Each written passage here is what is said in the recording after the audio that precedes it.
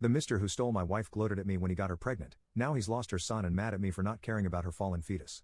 So my ex-wife Karen, 35F, left me for her work husband Jack, 25M, 2 years ago. I, 36M, never liked him, even before I found out about their relationship. The first time I met him at a work event, he told me, while I was having my first child, "You better up your husband game or I might steal her off you." Well, 3 months later, he did. This man literally came with her to help pack the day she moved out. And tried to have a one-on-one conversation about how he wanted our relationship to go forward because he was going to be in my life.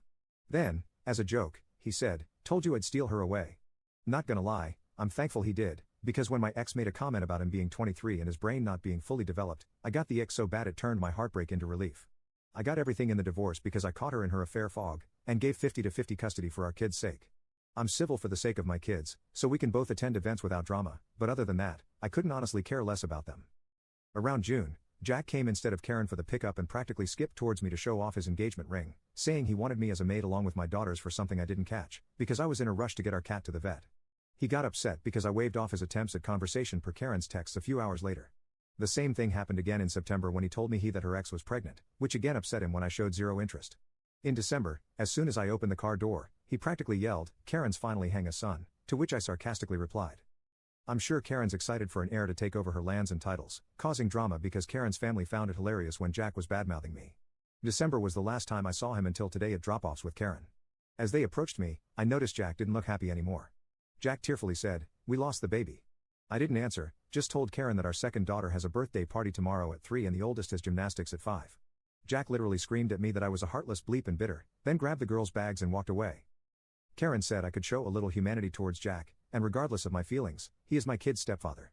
I told Karen the first don't care about what she's going through because outside of our kids, I don't care about her or Jack, and I don't owe Jack anything, especially pity. She called me a bleep, along with other things, and left.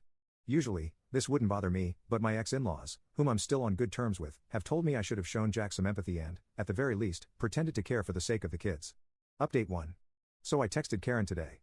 Due to Jack's mental state, I prefer if she or her father would do all the pickups from now on. If Jack's mental health gets any worse, I want the girls full-time for a couple of weeks until it's a healthier environment for them. Karen tried to call me, but I texted her saying I prefer texts.